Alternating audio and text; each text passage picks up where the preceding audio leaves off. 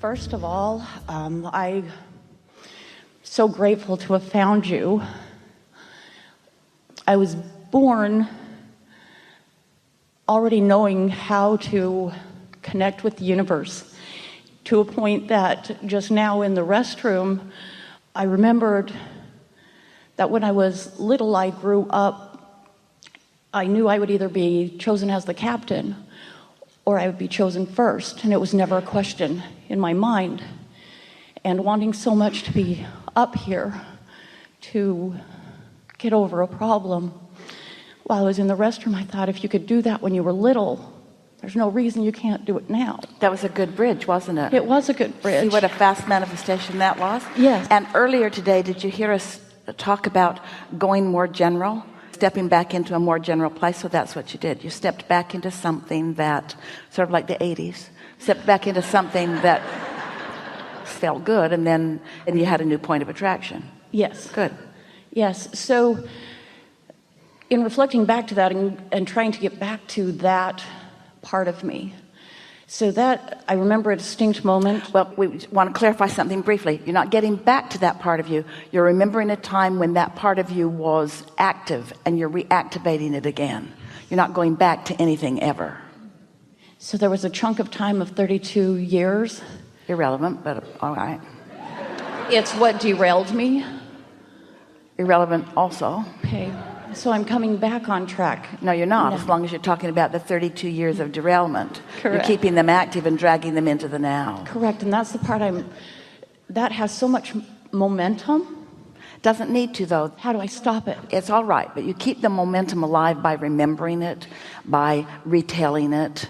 Someone talked about this earlier, by using it as an excuse for where you are a little bit.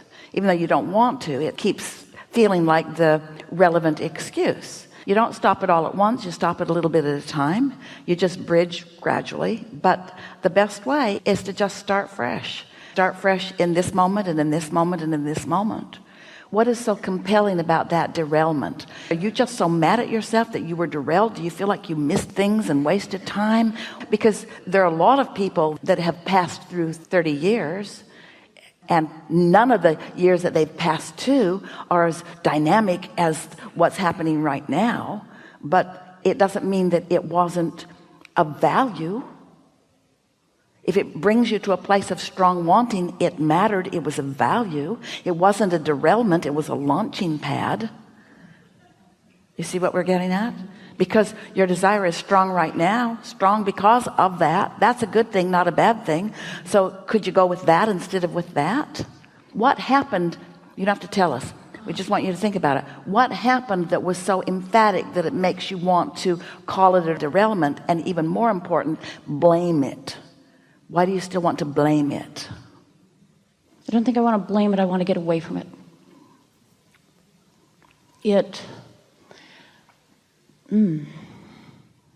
Because if you could make it okay, in other words, take the monster out of it, and then there's not the feeling that you need to get away from it, and if there's not the feeling that you need to get away from it, then there's not an active vibration about it, and then it just isn't.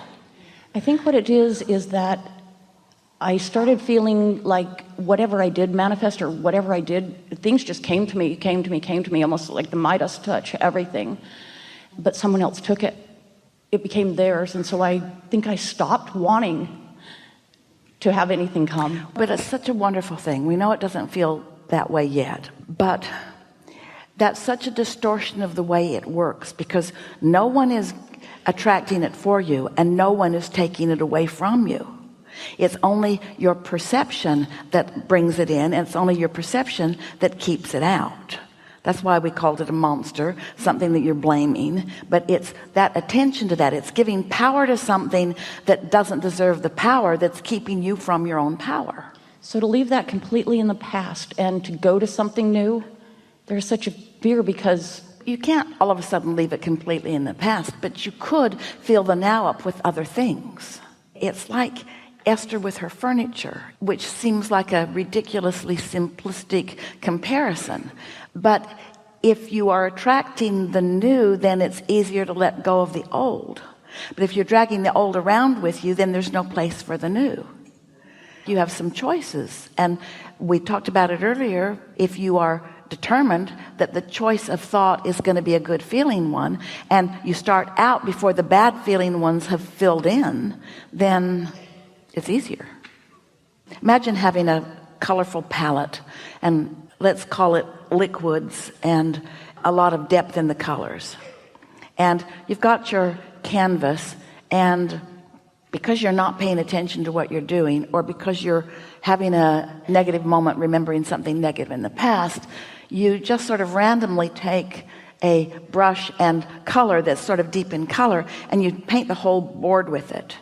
It's a black or a brown or a deep purple, and then you say, wait a minute, that wasn't what I wanted. But it's hard to cover that up with the other lighter colors. Even though you want something lighter now, you can't quite do it. But tomorrow you could wake up and just not put the deep purple or the black on the board. You don't have to drag that board around and try to lighten it up. You can just start with a new board and put the light on it to begin with. You see what we're getting at?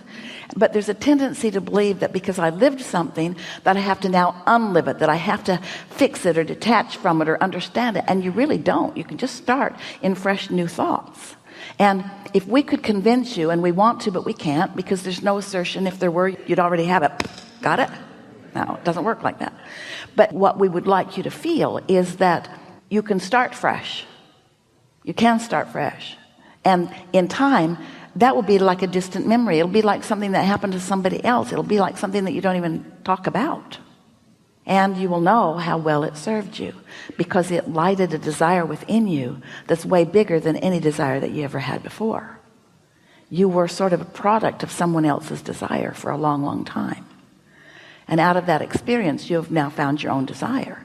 And your own desire is, so much more powerful. There's such a much stronger point of attraction when it's your desire, you see.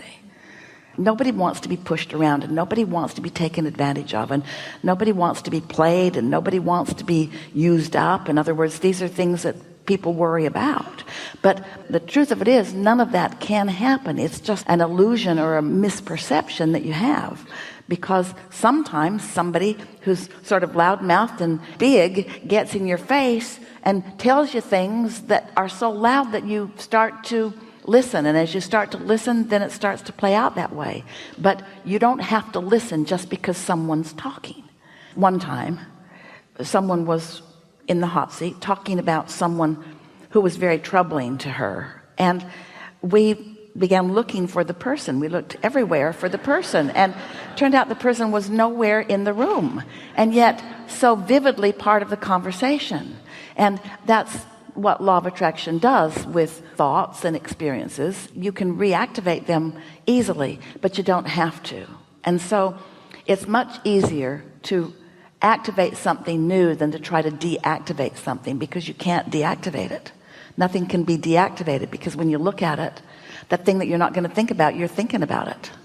And the more you don't want to think about it, the more you're thinking about that thing that you don't want to think about. And that thing that you don't want to think about takes on a life of its own, and then it feels like it's thinking you. It isn't. It's not thinking you. You're thinking it. But you want to find a fresh place, and that fresh place is after meditation. So I'm so used to fixing things, and I'm trying. So I have a mantra of never give up, and then listening to you, this was what resonated, was give up, just give up, just give up. Well, here's the thing. How do I do that when it doesn't fix itself? We want to tell you something that is a misperception. Do not give up on your desires for this reason. You can't, because you put it in the vortex and you've got source energy all over it. So it's not giving up the desire, it's giving up the resistance that you've been dragging along with the desire. So phrase that a different way. I'm not giving up on what I want. I'm just letting go of the way I was going about it. Or I'm giving up the struggle. I'm giving up the thinking too much about it. Or I'm giving up overthinking it. I'm giving up a timeline. I'm giving up being hard on myself about it. I'm giving up my negative thoughts about it. I'm giving up my negative feelings about it. I'm not giving up on my desire. It's more vivid than ever. Just make those kinds of comments to yourself. I feel, because feel emotion is the best indication of vibration, and vibration is the point of attraction. So she would say, I feel happy. So she identified maybe how she was feeling or how she wanted to feel, but she was identifying the feeling of happy, identifying it, and then isolating it by just kind of looking around her current now for obvious things of happy. This is a beautiful room, by the way.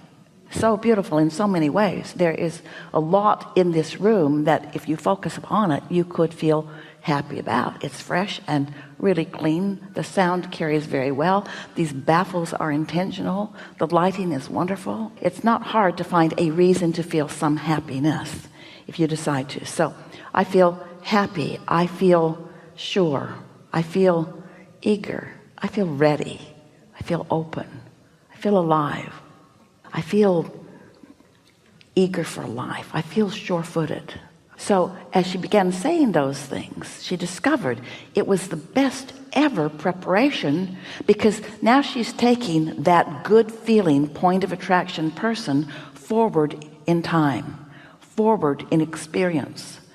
So she began thinking of it like, in this segment of intention, she was establishing a vibrational atmosphere, and then she and her atmosphere were moving forward and attracting from whatever was there what matched the atmosphere that she had accomplished. Not telling that person that they needed to be nice to her.